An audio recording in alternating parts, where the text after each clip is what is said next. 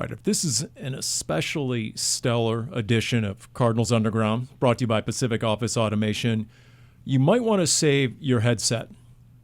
Did you see where Curt Cignetti's headset from the national championship game that had auctioned off for a tidy sum? 6 figures, $112,500. Who auctions that off? He doesn't own that. Did Josh Weinfuss buy that? I was going to say, who does buy that exactly? And where I guess that just goes up in the trophy Wouldn't that case? be You Indiana? frame that? What do you do with that? Just walk around the house. You know, Mendoza, you go deep. you never quite know. I mean, if there's, let's just face it, the overwhelming odds that one of us reaches superstardom, well, it's better for one of us than the other two, just based on the amount of years to maximize their upside. That's true. Thanks. On the other hand, the good news is for the two of us, the aforementioned, is that Curt Cignetti didn't maximize his potential until his 60s. There you go. So there you go. There's hope for all of us. I don't know if this is going to count as a segue, but I'm going to force feed the segue here because Dani is somebody who would be interviewing an athlete in real time. Did you see the clip of the Norwegian skier? Yes, I did. Am I stepping on Getting Cultured? It's not on Getting Cultured, so you can continue. Okay. So apparently this Norwegian skier got a bronze medal. Yes, he did. And then he, in his post-race interview with the Norwegian TV station, went on to say that while he was very proud of his accomplishment, that it's been the worst week of his life because he met the woman of his dreams 6 months ago, and then 3 months ago he cheated on her. And then a week ago, he decided he had to come clean, and he's hoping to, if he commits social media suicide here by announcing this to the world, that perhaps she'll forgive him. I'm looking at the Reuters article. It's quite a lead paragraph. Norway's, and I can't pronounce his name, followed up his bronze medal in the biathlon at the Winter Olympics on Tuesday with a stunning confession that he had cheated on his girlfriend before openly begging her for another chance. If I can give any word of advice to whoever that ex-girlfriend is or any listeners we have, I'm going to look into my camera right here. They never change. Do not take him back and do not fall for it. Okay, here's my question. Bringing the hammer. Who's feeling more awkward in that moment? That reporter or Aaron Andrews when Richard Sherman went off at the end of the reporter in that situation. Aaron Andrews had a funny response of saying, "Who was talking about you?" But Dani, he's owning it. He went on to say it took him 3 months to tell her he had cheated on her, because he's saying, and I'm quoting now, "I realize that this is the woman in my life, and I can't live my whole life keeping it a secret from her. My only way to solve it is to tell everything, put everything on the table, and hope that she can still love me." Okay, I'm just going to say that if she had been the love of his life, and I'm not saying it's ever all right to cheat, but at least if they had been together 10 years or whatever, they had only been together 3 months when he cheated. Like, I'm with Dani. They never change. You kind of said that like you have like history there, not with this guy, but with some guy. I'm just saying. I mean, you follow up. Here's a great. Paul's obviously enjoying Norwegian dude. Here's his great final statement. "I had a gold medal in my life, and there are probably many who look at me. I can't even finish it. He won the bronze, but he says the gold medal is his girlfriend that he cheated on." So then why'd he cheat on her? So I don't know. It's platinum. He's looking for platinum. He's owning it. So, you can't. Okay, that's a rousing start. Okay. I'm sorry. I had to bring that up. I'm glad you guys have been able to see that. So great moments in Olympic media history. That's true. There's been the good, bad, and ugly so far of the Olympics. That would be the ugly. The good would be the downhill drones. How about those? How about that camera work with the drones? Doing like 70 miles an hour down the slopes. I'm surprised you're bringing up Lindsey Vonn already, Paul. Well, that would be the bad. But we're not going to get into that because we're here to talk some football. Maybe. By the way, we do have a new entrant, not named Lindsey Vonn, on the I can't wait. Sports Stars we are so done with. Okay. A little bit later. I like it. Okay. So we're back to Getting Cultured this week too, so I'm excited for that. As for sports luminaries we can't get enough of, there's my segue into Larry Fitzgerald. How about it? Let's see. One of us was actually at the Super Bowl, the Hall of Fame ceremony. So, Darren, I think this is where you go BTS behind the scenes and share a few anecdotes. I mean, I think it was a fantastic evening. I mean, Larry already knew, and he had known for a while, that he was going to get into the Hall of Fame. And that's one of the things that really struck me, was how still emotional and exhilarating it was for him, even though he knew what it was about. But as he was saying, like, it's the fact that, yeah, sure, he knew, but everybody in his life didn't know. So it's sharing it with them.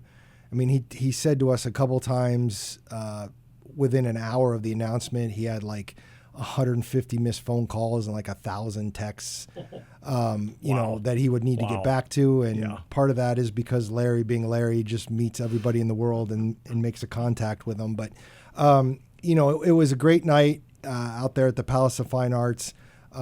You could see the emotion in his face afterwards, even after you're done a handful of interviews and we're talking to him one-on-one. A little bit of red-rimmed eyes. I'm sure he was tired to a certain extent, but just the overwhelming emotion. He had talked about how when he went on stage originally and all the other Hall of Famers that joined them on stage with the new class, he's like, that's when it really crystallized to me, like, I'm part of this fraternity now. So, you know, we're going to be talking a ton about Larry Fitzgerald this whole summer. Won't be surprised if the Arizona Cardinals end up in the Hall of Fame game in August. We'll see what happens, and I'm sure everybody's excited to go to training camp 10 to 12 days earlier. But it's going to be a fantastic kind of celebration as we go through this summer of probably the greatest player in franchise history, and certainly the greatest player in recent memory. Who better than Kurt Warner to make that announcement as Fitz was walking out onto the stage? That was extra special. Yeah, and calling him a career Cardinal. I love that. That was a great line, and it sums it up. 17 years, all with the Arizona Cardinals. First name basis with the state of Arizona. We said that for a long time. First ballot. You know, we talked on the Red Sea Report as I was coaching up Craig Grialou and Rob Fredrickson. I was just like, wait a minute. You know, 17 years, but he wasn't the same player. There were like different iterations of Larry. Mm-hmm. There was one-trick pony Larry the first few years of his career. Then there was, you know, Todd Haley and Ken Whisenhunt getting on him. Where's the yards after catch? You're a big dude. So you got that version of Larry. You got the postseason Larry, like playoff Larry was a different level. You know, there's Larry who was the X receiver, the outside receiver. Now he's the slot receiver. Larry who was the best blocking receiver in the league, although he never wanted that moniker. Hated it When you brought it up. And then there was Larry the mentor on the field, in the locker room. It's a similar vibe the way guys talk about Kelvin Beachum now. They would talk about Larry Fitzgerald then. You talk about anecdotes. We were standing around waiting for the Hall of Fame luncheon to start on Friday, and that's where as many Hall of Famers that want to come show up to a luncheon, the Merlin Olsen luncheon. And then the current class, the new class is there too. And Larry was there talking to a bunch of Hall of Famers. And then he went through a stretch where there was a handful of people, because there's more than just the Hall of Famers. I don't know if they're family members or friends of the Hall or whatever it is. But all of a sudden there was a moment where Larry was free, and then he had the steady stream of people coming up to ask for selfies. And he was gracious as always, but myself and Jeremy, our photographer, and Kyle and Grayson, our videographers, were there. We were kind of standing off to the side where he was. And as soon as he got a little bit of a chance to break away, he came over to talk to us. And while I 100% believe he enjoys mine and others' conversations, I think part of that was just to give himself a break. But it was funny. At one point I was talking to him. You talk about being a mentor, and you're going to remember this, Paul. Like, he loved to, and even he used the word, I hope I can use this on the air, he loved to bitch about off-season work and having to be here. And he would absolutely, and he said that to us. He's like, I love to bitch about having to be here. But you know what, Larry, now, there were some voluntary things he didn't come to, but it was never consistent. Like, he wasn't missing a week. He'd miss a day here, a day there. And when he was here, he was on the field working, always. He would complain incessantly about it, but he always practiced. And honestly, it was setting an example by what he was doing, and that's one of the things that gets lost sometimes with Larry, I think. Well, it was practice, Larry. There was another version of him. You're not right. Not a game. Right. We're talking about practice.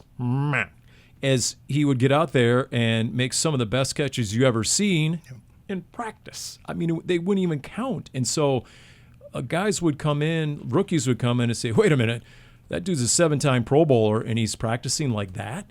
And so that would set a standard, no doubt. But yes, if it got him when all the Hall of Famers walked out in their gold jackets, that's what got me in the whole, just watching it on TV. Because you realize at that very moment, you're part of one of the most exclusive clubs in existence. And now you get to rub elbows literally with all these luminaries coming in, Barry Sanders and company.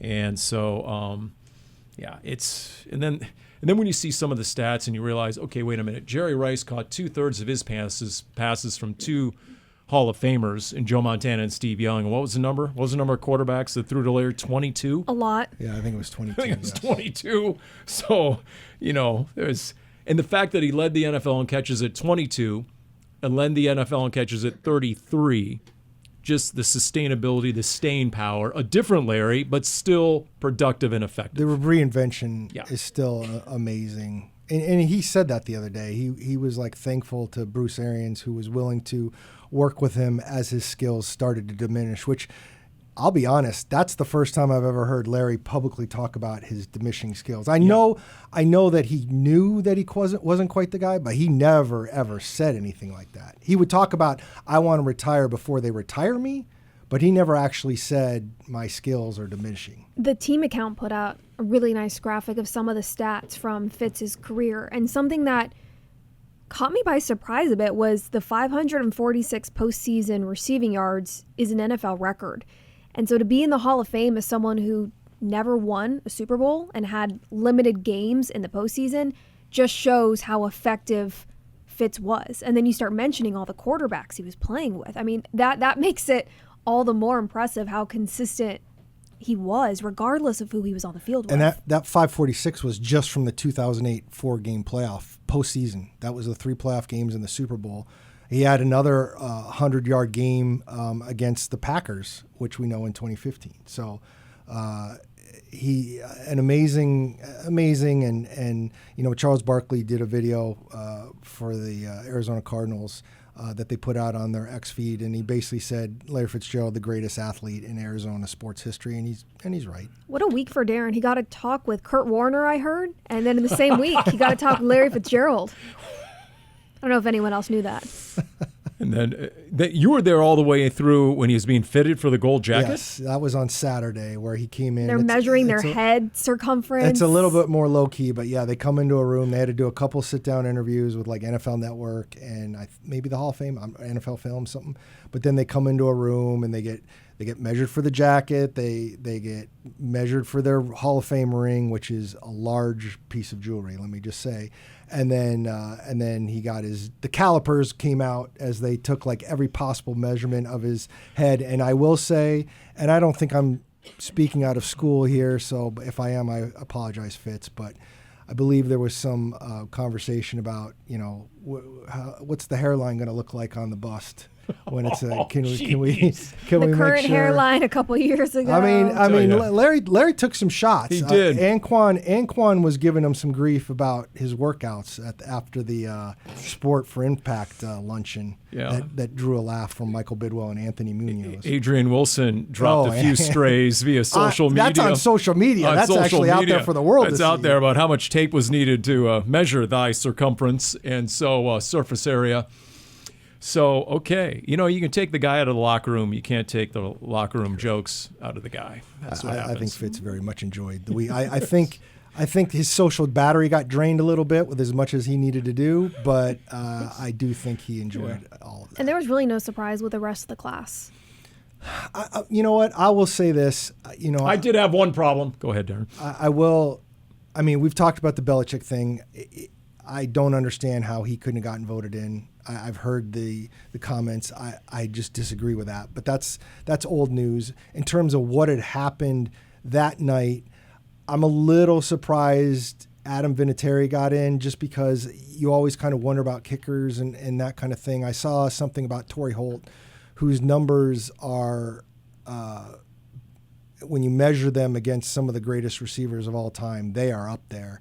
Now, I do think Torrey Holt gets in at some point. But again, the issue with the Hall of Fame and how you're voting is there's only so many guys can get in every year.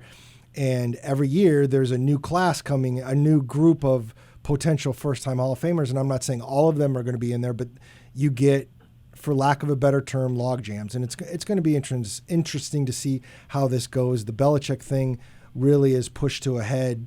How the voting is, what they might do. I've heard the guy who runs the Hall of Fame has talked about potentially changing up how they vote, who votes, how they break it down. It's going to be very interesting to see what happens. But that's not going to affect Larry Fitzgerald because he's already in. Yeah. And basically that was my problem. Just sitting there and you see on the stage the 2026 class, and how is there a kicker and not Bill Belichick? It just made no sense. Now again, I get it how it happened with the voting. Well, I'm also going to say that it's not like the net result. You don't have the greatest coach ever, but there's a kicker part of the class. His kicker. You know, it's fair. I get what you're saying. Now again, Vinatieri didn't push out Belichick. Like, they were on separate paths.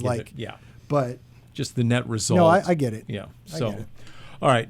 Are we going to go through, do you need a moment for the top 5 Larry Fitzgerald moments, not including the 2008 playoffs or the Hail Larry 2015 playoff win against Green Bay? I have my moments that I jotted down, so I don't know how you want to do this. Are we going to just follow up on Larry here? Yes, I think we should. I mean, however you want. All right. Okay.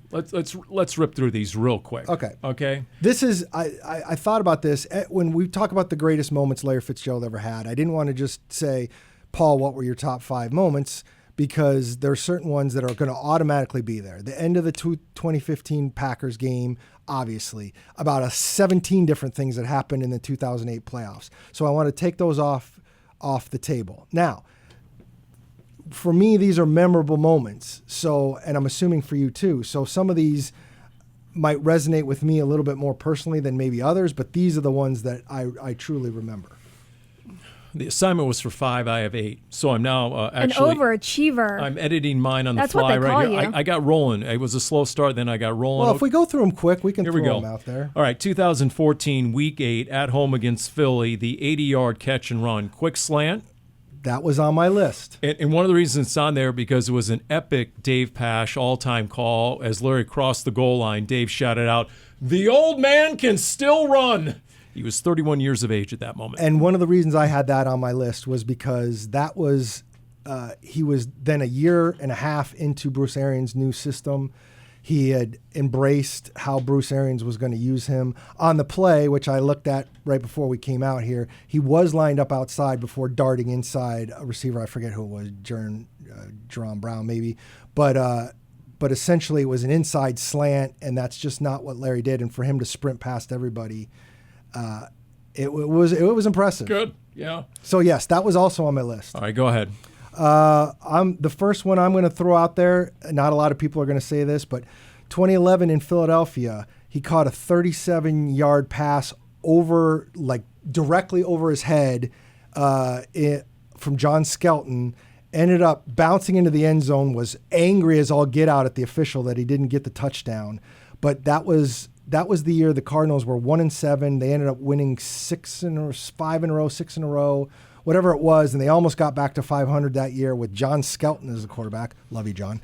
And that play was just a hell of a catch to silence the Eagles fans. The 3 plays later, they got in the end zone, scored the winning touchdown, and it was a fantastic play, and it was one of those plays where it's like that offense really had no business doing much because of John Skelton. Sorry, John. But Larry carried them a lot of the time. All right, I'm going to see your John Skelton. I'm going to raise you Josh Rosen. Oh. 3rd and 23 at this Green is on my Bay, list. December 2nd, 2018, 20-something degrees, in the teens with the wind chill, snow.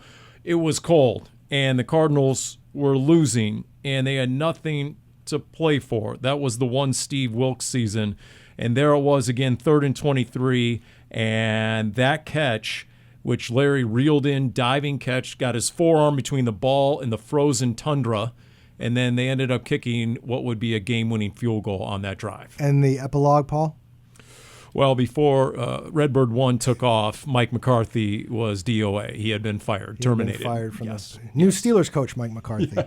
Yes, that was also on my list. So next, I'm going to go with the, unfortunately, it ended up in a loss, but his Hail Mary catch at the end of the first half against the 49ers in 2007. I had that down. Kurt Warner chucks it up, and it was... We were right in the beginnings.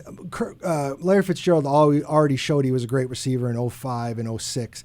But 07, Ken Wisenhunt's first year, you were starting to see, especially with Kurt playing in this offense, you were starting to see like the greatness of Larry and getting to that level. And that was just one of those plays that goes up in a pile of everybody, catches it, comes down.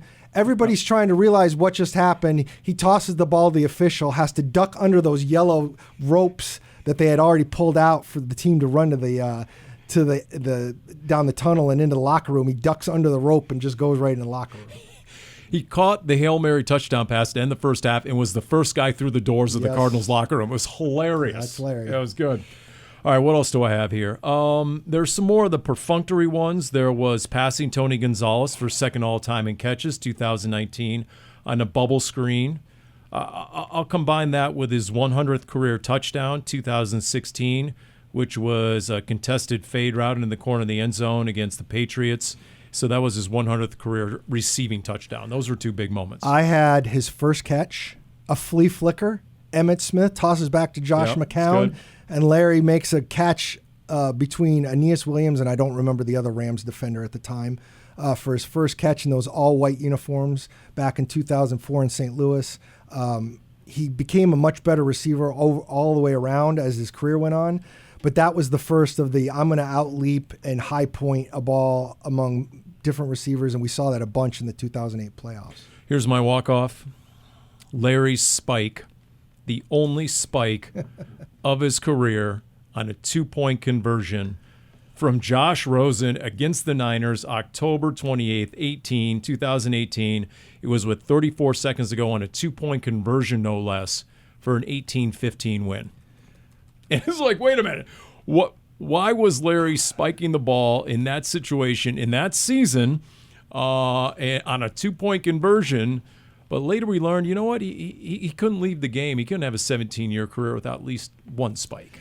My walk-off is going to be based on a video clip that I still carry on my phone to this day. It was probably lost to history, but I still think it's the greatest catch Larry Fitzgerald ever made. Wow. Overtime, end of the season, 2011 at home against Seattle. They ended up scoring the game-winning field goal on this drive. John Skelton on a dig. Threw an absolute missile that Larry had no business getting, and somehow he dove with one hand, caught it laying completely out, and brought it in for however many yards he got. It's ridiculous. I've talked to John Skelton about it since, and he's like, yeah, I threw a god-awful pass. I don't know how he caught it. And I still have the video clip on my phone. If you ever have a chance, again, week 17 against the Seahawks in overtime, the catch is just ridiculous. All right, there you go. Good walk down memory road. There you go. Top Larry moments. Thank you for indulging us, Dani. Yeah. Of course. Yeah. All right, speaking of Dani, well, how about we get cultured? How about it? Dani, we'll segue to you. Getting cultured with Dani. It is not just directed at Paul. Am I the default uncultured Philistine around here? Yes. You got me very excited now. I am on social media and consume more pop culture than both of you combined. I think I'm being unfairly profiled, but go ahead. Let's go. Got to start with Super Bowl 60. So there were reports, people suspecting, and then I don't know if it was truly confirmed, but people were suspecting ahead of the Super Bowl that Kim Kardashian and Lewis Hamilton, the race car driver, were dating, and then they were seen sitting next to each other in a suite with a lot of other celebrities. So that sparked some people's interest. Halftime performance with Bad Bunny. If you guys noticed, there was a... Wait, Bad Bunny did halftime? I hadn't heard. There was a wedding during the halftime performance. It was real. the bride and groom had actually reached out and invited Bad Bunny to the wedding. I don't know if as a guest of just a reach or to perform.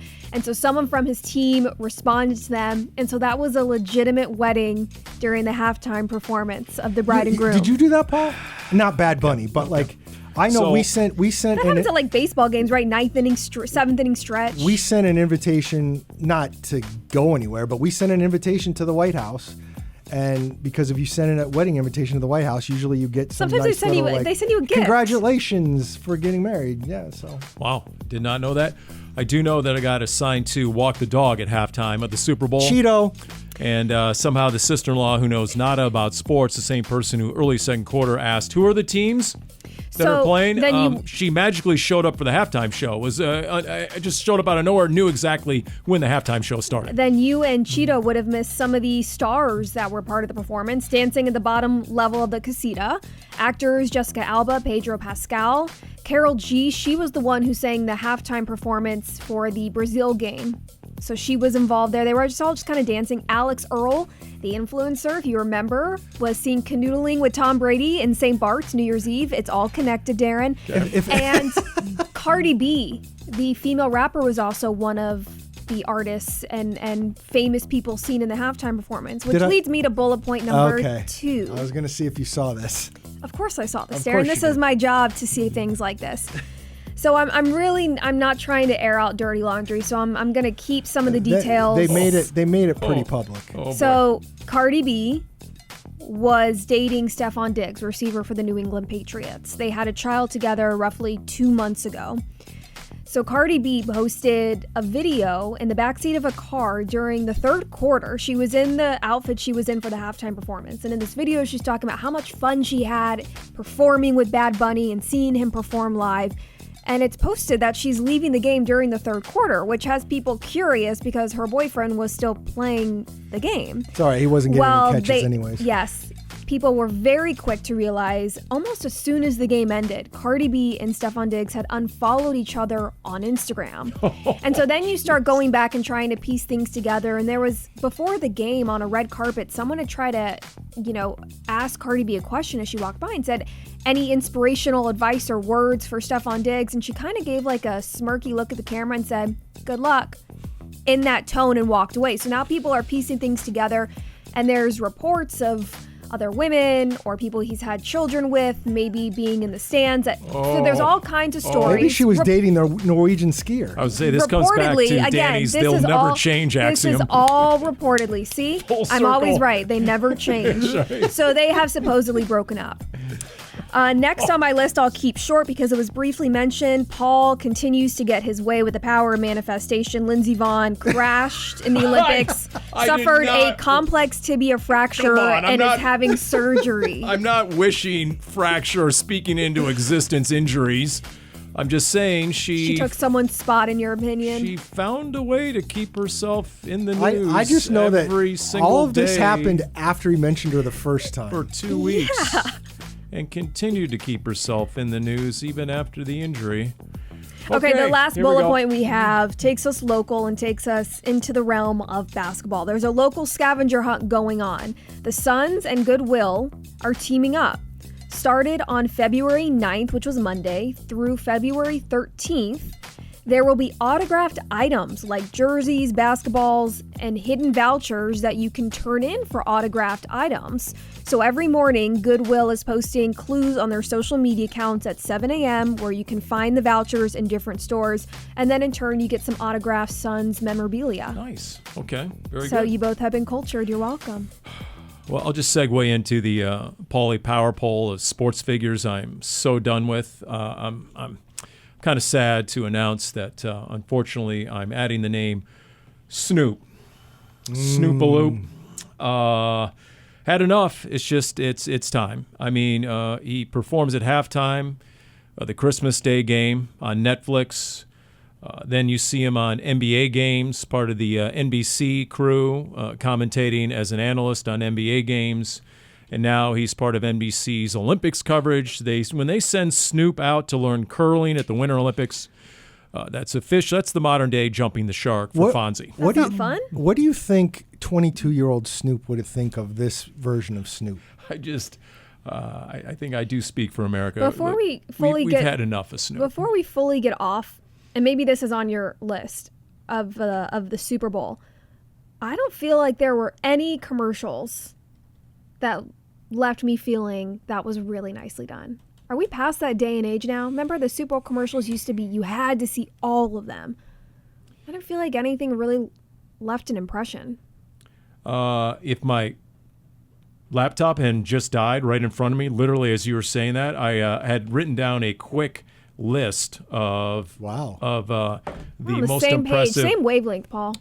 It's interesting because there were, I'd say the overall winner, and once again, it's not a Super Bowl without the Clydesdale, but the Clydesdale and the Eagle, that actually won the USA Today ad meter. They've been doing it for 30 years. That actually got the highest reviews and the best feedback. The one that was interesting that started a lot of controversy, which at first glance was the most feel-good to me commercial of them all, was the Ring doorbell. They found the lost puppies and lost dogs. Mm-hmm. Not in a good way, Then the discussion that sparked, the catalyst. Yeah. And it was kind of reminiscent of, have you seen the Dark Knight Batman movie with Christian Bale and Morgan Freeman? And destroy that technology because they used the technology to find the Joker at the end. Thought of. I mean, people felt not the same way because that's obviously facial recognition, but people were really excited about the Backstreet Boys karaoke commercial, and then it ended being up something for crypto, and people were like, boo! There was way too much crypto and AI. And you know what? There were very few car commercials. Very interesting. Very few car commercials, a lot of AI. I thought the Kurt Russell coaching up the guy who lost in the downhill and had to buy the Michelob Ultras. I thought that was solid, right? You know, he coaches him up to the win so he doesn't have to be the guy who buys at the bar. That was good. I think part of the issue now too is like we hear so much about some of these commercials ahead of time. Like they're not surprises. Yeah, they put them online. They put them online, or they put trailers out or whatever. I mean, the game itself just didn't hold my interest very much. So, I mean, they say defense wins championships. That's what happened. Now, I'm not saying I wouldn't have liked to have seen a touchdown before the fourth quarter, but I do like seeing, a good defensive performance, and you had two defensive-minded head coaches, but I can understand why people weren't excited watching the game. But you know what? Drake May and New England, and dare I say most of the country, got an education on what that Seahawks defense is all about. If you're in the NFC West, you know what the Mike McDonald scheme, the pre-post snap is diabolical, what he shows you and what you get, and then to be able to blitz a Devin Witherspoon from 10 yards off the line of scrimmage and he gets home instantly. There was a stat that said, it was a next-gen stat, Sam Darnold and Drake May had approximately the exact same average time to throw. Yet, obviously, Drake May struggled big time, and a lot of that has to do with the mastery of he didn't know what he was looking at. Not to mention his rookie left tackle gave up 14 pressures, count them, 14 pressures by Will Campbell. It was so bad, people are like, wait a minute, maybe he needs to be a guard instead of a tackle. That's how bad it was. Yeah, Mike Vrabel came out today and said, I'm not putting him at guard, I'm not putting it at tight end or quarterback. He's going to play left tackle. Okay, I didn't even see that. That's interesting. But yeah, that's what the Cardinals are going to have to deal with when it comes to the Seahawks. Although I do hold hope that the Seahawks hoisting the Lombardi will have a short shelf life. And it goes something like this. They're for sale, and they're probably going to sell for $10 billion plus. I was going to say, you got $10 billion there, Paul? But the person who does have $10 billion, they're going to come in, and I'm guessing they're going to be a lot more heavy-handed than Jody Allen. And maybe, just maybe, they'll come in and treat it like their own personal fantasy football team and muck it up. Maybe. We shall see. It's if you're paying $10 billion for something, I would think you would want to be heavily involved. Yes, you want to get your hands on it, do you not? Should we all go in together? How much can you each contribute? If I work hard, I probably can get up to like $2.5 billion. Well, we'll probably need financing, surprisingly enough.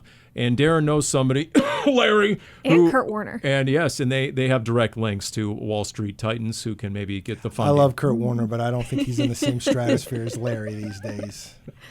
Oh, my gosh. So, yeah, there was but yeah, in terms of the Seattle Seahawks, by the way, I'd show it to you, but my laptop died. I heard that. NFL.com, above the fold, if you will, they had pictures of 3 key players as we enter the offseason. Tua, what's his future? Kenneth Walker III, what's his future? A pending free agent and reigning Super Bowl MVP. And then the third picture was Kyler. Interesting. There's sure a lot of conversation right now out there in the NFL world, which always is going to happen around the Super Bowl.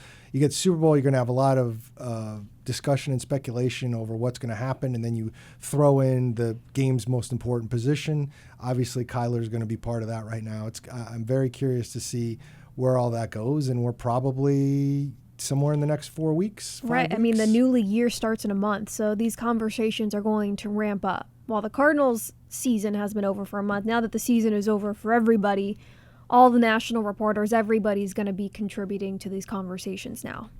Yeah, all the numbers are out, right? If you cut him, it's this. If you trade him, it's this. Do they keep him? You know, Tom Pelissero throws out there, some different quarterbacks who might be on the move. Mac Jones, Geno Smith, Kirk Cousins, who has an astronomical number for the Atlanta Falcons if they keep him. So, and then you combine it with the fact it's not a strong quarterback draft at all.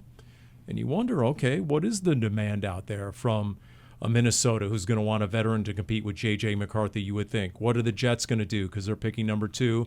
And if there truly is only one quarterback worthy of the top 2 or 3 picks in the draft, what are the Pittsburgh Steelers going to do? What is the future of Aaron Rodgers? Atlanta, if Kirk Cousins is gone, then Michael Penix, when's he going to be healthy? They have to, if best case scenario he's ready for week 1, you got to have someone in there as a backer. You got a pretty talented roster other than quarterback if you're Atlanta. I think if we're talking teams, I think despite having the number 1 overall pick, I still think Vegas could be a possibility. You're still going to need a backup there. You're going to have a rookie quarterback. Maybe not as likely as some of those other teams who, desperately need a quarterback. But, I believe General Manager Monty Ossenfort when 5 weeks ago in his press conference, he said that, quote, everything was on the table. So there's that. And then there's, all right, who's going to be the coordinators under Mike LaFleur? And we've had a variety of reports. Sounds like the Cardinals, as of this recording, are getting really close to deciding on a defensive coordinator. At least the list is very narrowed.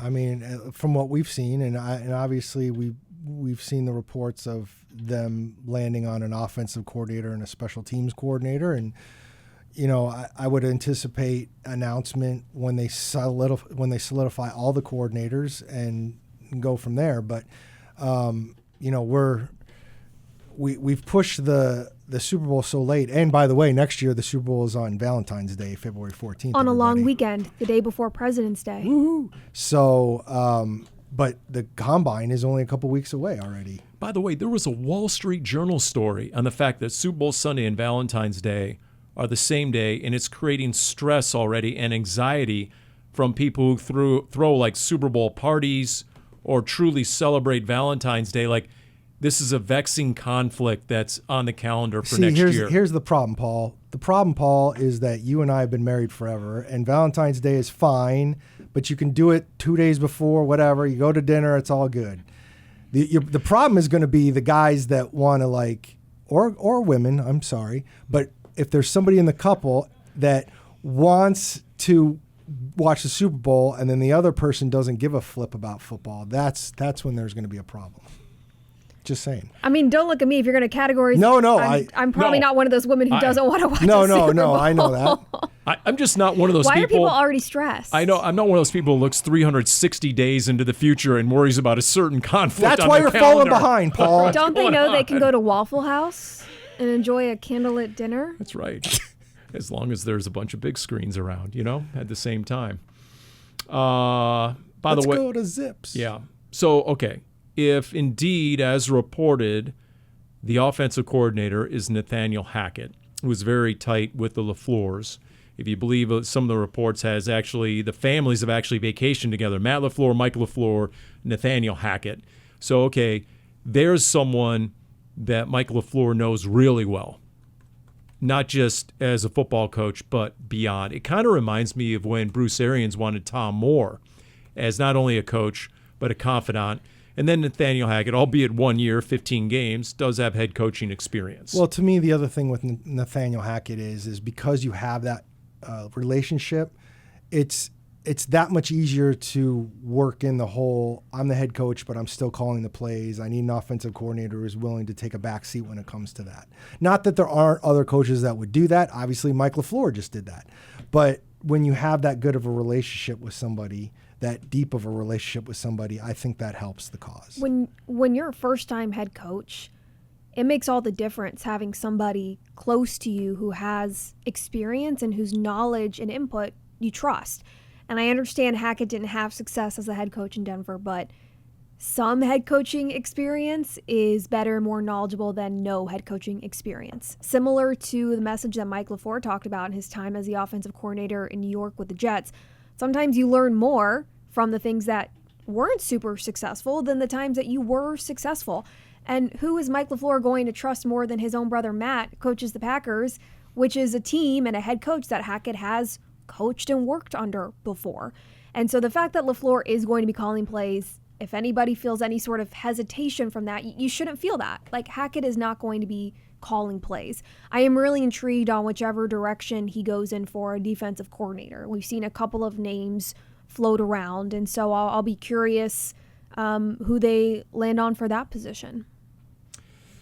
It's interesting to see Charlie Boldin, his name, just continue to rise and get. Good for him. Great guy. Yeah, so, I mean, great coach, even better human. It's not surprising that when head coaches change, like Charlie Boldin has stayed with a number of staffs. That's how well regarded he is. And if anyone recognizes the name, he coached the linebackers under Cliff Kingsbury and defensive coordinator Vance Joseph a couple of years ago here. Yeah. So there's that. I know Adam Schefter reported that Israel Wolfork is now going to be the QB coach for the Ravens. Yep. That was interesting. That the Bills are hiring former Cardinals passing game coordinator and wide receiver coach Drew Terrell. So Dallas hired Ryan Smith as the cornerbacks coach. So Jeff Rodgers, special teams coordinator with Buffalo. So, okay, the musical chairs are about to end. And at some point soon, you're going to learn the entirety of the Cardinals coaching staff. I haven't seen that yet about Rodgers with Buffalo. Is Matt Prater still under contract there? That's a great question. Or is that a 1 year? I'm guessing it was a 1 year because he started on the practice squad and then they signed rid of the roster once the injury happened. So I'm guessing he's a free agent again, but yes. So there's that. And then it wasn't just Larry, an all-time great Cardinals receiver over the weekend at NFL Honors in the Super Bowl. You also crossed paths with Anquan Boldin, right? Yes. Anquan Boldin helped founded the Players Coalition, which came out in 2017 when all the racial strife was going on and trying to get players kind of involved there, and then helped create Sport for Impact, which is essentially a group that helps athletes and especially NFL athletes that have had their playing careers end and because of that, their platforms shrink because you don't have the high-profile job anymore, still be able to work in their communities and still affect change in society.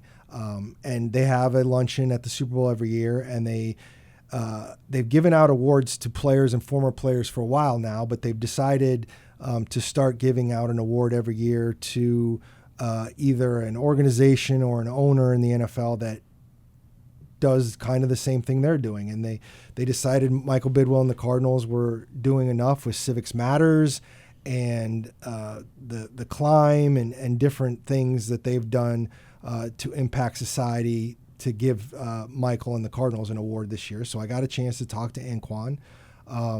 And we were around at Paul. The Anquan Boldin experience was awesome when he was in Arizona, and it got sideways at the end off the field because he got upset about his contract. And I was there that day after the run test in 2008 where he basically said, I will never sign another contract extension with this team, even though at that point I think he still had like 3 or 4 years left on his deal. So essentially he played with that in the back of his head all of 2008. They made the Super Bowl. All of 2009, they won the division. He had 1,000-yard seasons both years. And then after the 2009 season, after Kurt Warner retired and they moved on from some other players, they traded Anquan Boldin to Baltimore. Didn't go very well in that time frame. But as Anquan told me the other day, he's in a good place with the organization. He had a good conversation with GM Rod Graves a couple years after the trade, where Rod they kind of hashed out what the issues were. Anquan kind of said, I was around other organizations. I kind of saw it. I don't know exactly what he meant by that line, but the way he kind of said it, I got the impression like I need to understand like everybody runs their business as a business, and the Cardinals aren't the only team that kind of look at things with player contracts that way. And then the fact that he has talked a bunch with Michael Bidwell, because Michael Bidwell is on the Social Justice Committee. There's 6 owners and there's 6 players and ex-players on that committee for the NFL. Anquan is one of the players, ex-players, and Michael is one of the owners, and that got created in 2017. So they have spent a lot of time together. So good place. I'm hoping the Larry Fitzgerald into the Ring of Honor finally gets wrapped up now that he's in the Hall of Fame. Maybe you combine that with the ring ceremony sometime this season. And then once that happens, maybe you can open up the logjam of potential Ring of Honors. I've heard nothing. I'm not predicting anything. But I believe and I would hope that maybe Anquan Boldin is considered for the Ring of Honor at some point. That is a great reminder for those who have been wondering why Fitz is not already in the Cardinals Ring of Honor, is him wanting to be in the Hall of Fame first and then kind of going from there. So it's not a Cardinals decision or questioning whether or not Fitz deserves to be in the Ring of Honor. There is no question about that. So I'm sure that will be coming in the somewhat near future. It was the third and final preseason game at home this last year, August of 25, and we were calling the game, and I was with Sam Acho, and we came back from break, and there was a shot of Michael Bidwell with Anquan Boldin in the owner's suite. And that was the first point I realized, okay, all right, here we go. And as great a player as Anquan was, and as much a catalyst he was on game day on that field in that locker room, it's so fitting. It's so heartwarming, literally, to see him, mend fences with the organization. And to your point, Darren, and that's the way I took that quote about seeing it around the rest of the league. Yeah. It's a business, and it can be a cold, hard business on both sides. Anquan said a couple things that also resonate. Number one, he's got bigger things in his world now with the Players Coalition and Sport for Impact. There's a lot going on in the world right now that's way more important than football, and certainly way more important than potentially petty contract disputes from back in the day. So I think he understands that. And the other thing he noted, which I know I point to this in my own life on 1,000 different things, you grow up and you start realizing, God, if I could go back when I was 25, 27 and kind of redo that, because man, did I react poorly in that regard. And I'm not saying Anquan thought he's completely in the wrong there. Just like if I go back, I'm thinking, okay, but you wish you would have handled it differently. Because I was standing there as well with a microphone. 2008? 2008, under the pines, adjacent to the field. And there's no doubt that Anquan Boldin at this point in his life looks back at that. He says, well, that probably wasn't too productive in the moment. He went scorched earth on the organization. Yes, and that is literally like the run test day. It's the first day everybody shows up to training camp. The season was like, it's just in its infancy, and he spent 5 minutes talking about how angry he was at the organization. And the whole next week was usurped by Anquan Boldin and his contract demands. And it wasn't productive, unfortunately, on any level. We can someday, if I ever do like a in-depth story about it, we can get back into the nuance of, and both sides needed to handle it differently than they did. But there was a lot that went into it, and there was history there, and there was another young receiver that was also had just angled for a new contract that kind of threw things into the mix. Yeah, the winning at life. The Hall of Famer himself. Yeah, the winning at life. He also won every time it was contract time. There's no doubt. Because he was so good that he just never had to say anything publicly, and he knew he had him over a barrel. Yeah. But that's neither here nor there. By the way, was there much chatter around the Super Bowl about the international schedule? Because it seems to be growing in front of our eyes. I thought of Dani, actually. Oh, did you? Because it was Good announced thoughts, I while hope. they were there that the Cowboys were going to be hosting a game in Brazil. Yes. So the chatter that perhaps the Cardinals, who have to go to Dallas this year, might have to go to Mexico City and play Dallas. It won't be Mexico City if they play Dallas. Yes. I did notice that if you look, Dallas hosts an international game in Brazil. We don't know who they're playing yet. The Saints, who the Cardinals have to go to New Orleans this year, are hosting a game in Paris. Now, there's been rumors that they're going to play the Browns, but that is not official yet. So they're on the schedule. So that's one Cardinals potentially could be. There could have been one where the Rams hosting a game in Australia, but the NFL already came out and said it's going to be the 49ers Rams. So Dang. And what about Mexico City? That could still be an option Oh yeah, it's still an option for the sure. Cardinals for to the host Cardinals. a game in Mexico City. I don't know. Okay. I don't know if the Cardinals are going to host a game this year because correct me if I'm wrong. No, do they have the extra home game this year? I guess we do. We do have the extra home game. I don't know if the Cardinals are going to host a game or if they're just going to be in a game. I do think that, I mean, right now, if I had to roll the dice, I'd say there's a good chance the Cardinals end up in an international game. But I don't know anything other than me guessing that. And does the Hall of Fame game throw that into turmoil because you would have an extra game? Now, I will say this. Cardinals played in the Hall of Fame game in 2017. That was also the year that the Cardinals went to London. So it's not impossible to play an international game and have the extra preseason game. Brazil would be so interesting just because I would imagine that wouldn't become some sort of place for us to like really explore and take advantage. I would assume that trip, just given the level of security and attention there in a new spot, I'm sure that'd be a lot like Mexico City where it's highly recommended to stay in the hotel. Well, instead of Sao Paulo, it's Rio de Janeiro this time in Brazil. So that's interesting. I'm looking at the list right here. So as you sort of spelled out, so first ever game in France, in Paris. They're going back to Spain, second year in a row. That's going to be a staple because that stadium is 5-star. The game in Australia already decided. Rams hosting the 49ers. There's going to be 9 countries outside the U.S. after 2026. And here's the one that apparently there was a podcast that the head of NFL International did. He said the NFL is now looking at the Middle East, United Arab Emirates, whatever. Oh my gosh. Emirates, I think it's just Emirates. Thank you. The Middle East is very, very attractive for us, said the head of NFL International. All that money's attractive. And then they are also talking already about Tokyo and somewhere in China. Again, at some point, every team's going to be playing an international game every year. I think that's the hope. And in fact, I saw Roger Goodell didn't close the door on potentially having a team based in an international city. I still think that's logistically goofy, but that's me. And by the way, this may have gone underreported. The NFL has taken back the rights to 4 international games. So once the NFLPA has a new president, they're going to go back and try and renegotiate all the media deals. Even though they're 3 to 4 years away from the expiration date on the current media deals, they're going to go back and renegotiate, and the NFL has managed to grab back the rights to some of these international broadcasts. And those are games that were on NFL Network.